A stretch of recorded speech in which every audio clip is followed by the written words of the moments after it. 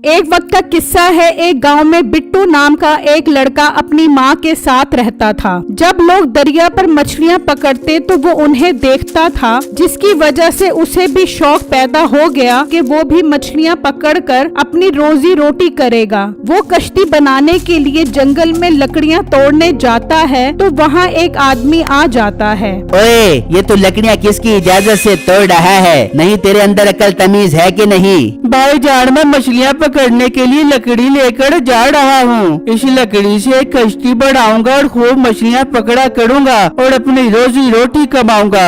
रोजी रोटी के बच्चे, ये जंगल शी का बदमाश और भंगड़ का है। उसे पता लग गया ना तो तेरी चमड़ी उतार देगा। खामोशी से निकल जा यहाँ से, वरना तेरी खैर नहीं। भाई ऐसा मत कहो, इस लकड़ी के बगैर तो मैं कश्ती नहीं बना सकूंगा। मेरे पास अब थोड़े से पैसे रह गए हैं, फिर हमारे पास अनाज, दाना पानी सब खत्म हो जाएगा। पैसों का सुनते ही उसके दिल में लालच आ जाती है। कितने पैसे रह गए हैं तेरे पास? भाई सिर्फ 1000 रुपए रह गए हैं। ठीक है, 1000 रुपए ला कर दे और ये लकड़ियाँ ले जा। इससे ज्यादा मैं तेरी मदद नहीं कर सकता। ठीक है भाई, मैं भी लेकर आता हूँ पैसे।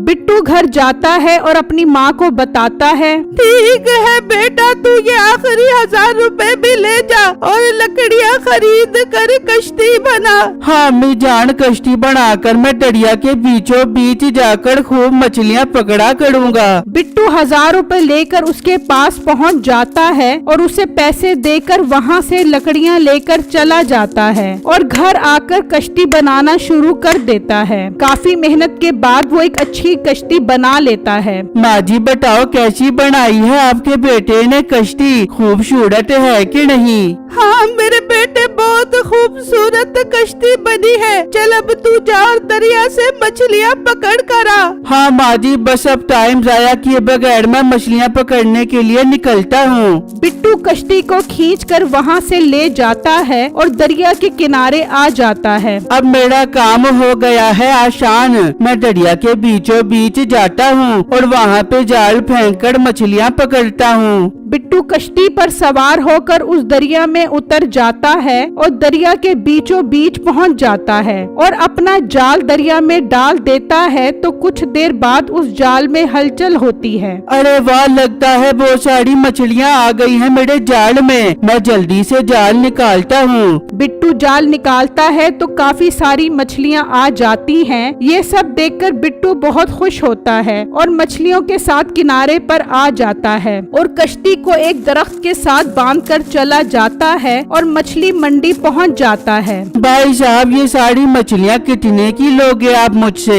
हाँ, मछलियाँ तो तुम्हारी काफी ज्यादा है। मैं 2500 रुपए में ले लूँगा। ठीक है भाई, आप मुझसे मछलियाँ खरीद लो। बिट्टू उसे मछलियाँ देकर उससे पैसे लेकर वहाँ से चला जाता है तो वहाँ मीठा आ जाता है। अरे वाह वाह लड़के, कितने पैसे आ गए हैं तुम्हारे पास? हाँ भाई, मैं जो आपसे लकड़ियाँ खरीद कर लेकर गया था उससे मैंने कश्ती बनाई और खूब मछलियाँ पकड़ी और ये पैसे मैंने मछलियाँ बेचकर ही कमाए हैं। अच्छा, ये तो बहुत अच्छी बात है, पर तुम्हारी कश्ती कहाँ पर है? नजर नहीं आ रही। वो तो भाई मैंने दरिया के पास एक दरख्त के साथ बांध दी है। बहुत वजनी थी वो कश्ती, उसे ले जाना और लाना बहुत मुश्किल था। बिट्टू ये कहकर चला जाता है। लकड़ियाँ हमसे खरीदे और रोजी अकेले अकेले करे, ऐसा तो मैं नहीं होने दूंगा। मैं अब ऐसा काम करूंगा कि ये जो कमाएगा सब मेरे हाथ में लाकर रख देगा।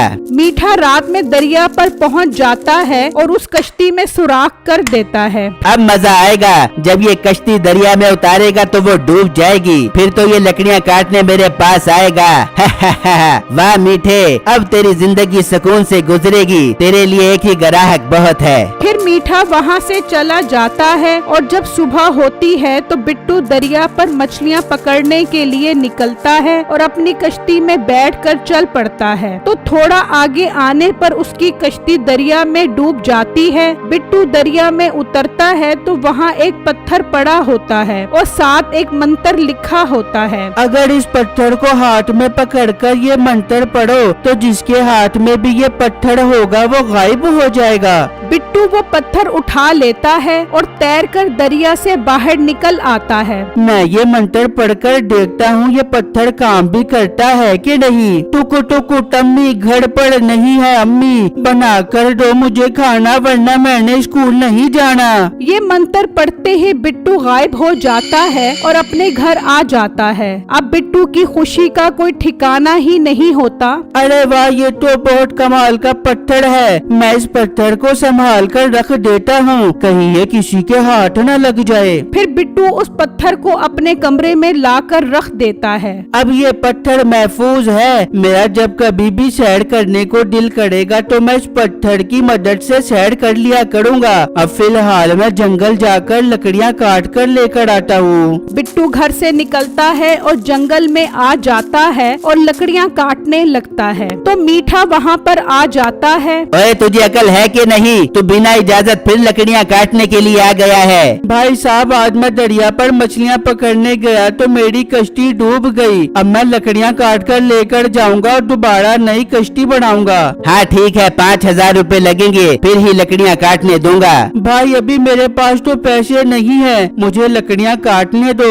मैं मछलियाँ बेचकर आपको पैसे दे दूंगा। अच्छा, बहुत सियाना बन रहा है तू, जरा रुक मैं अभी आता हूँ। मीठा वहाँ से चला जाता है और शीका बदमाश उर्फ भंगड़ के पास पहुँच जाता है और उसे बताता है कि एक लड़का जंगल से लकड़ियाँ काटने पहुँचा हुआ है। ये सुनकर उस बदमाश को बहुत गुस्सा आता है और वो दो लड़कों को साथ लेकर वहाँ पर पहुँचता है। जब वो वहाँ पहुँचते हैं तो बिट्टू लकड़ियाँ काट रहा होता है। ये रहा वो लड़का जो शीका बदमाश उर्फ भंगड़ के जंगल की लकड़ियाँ काट रहा है। वो दोनों उसे पकड़कर शीका बदमाश के पास ले आते हैं। तुझे अकल है कि नहीं? तू हमारे जंगल की लकड़ियाँ काट रहा है। मीठे, इसने पहले कितनी बार लकड़ियाँ काटी है वहाँ से।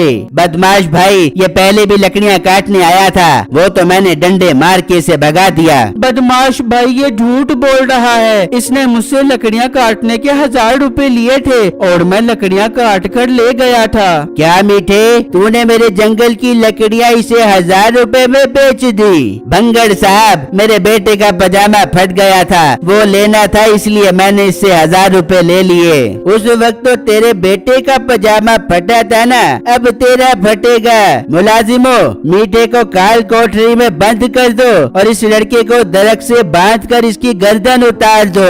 मुलाजिम उसे दरख्त से बांध देते हैं और मीठे को काल कोठरी में ले जाते हैं। अब बिट्टू बहुत परेशान होता है कि थोड़ी देर बाद उसकी गर्दन उतर जाएगी। तभी बिट्टू के जहन में एक बात आती है। भाई साहब, क्या आप मरने से पहले मेरी आखिरी ख्वाहिश पूरी नहीं करेंगे? कौन सी ख्वाहिश है तुम्हारी, मुझे बताओ।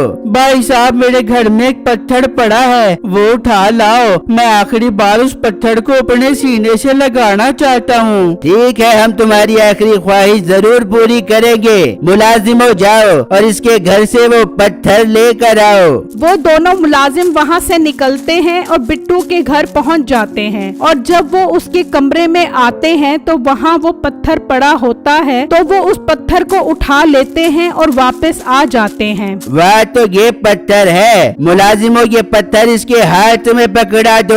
वो पत्थर बिट्टू के हाथ में पकड़ा देते हैं तो वो बहुत खुश हो जाता है और वही मंत्र पढ़ता है। टुकु टुकु टम्मी घर पर नहीं है अम्मी, बना कर दे दो मुझे खाना वरना मैंने स्कूल नहीं जाना।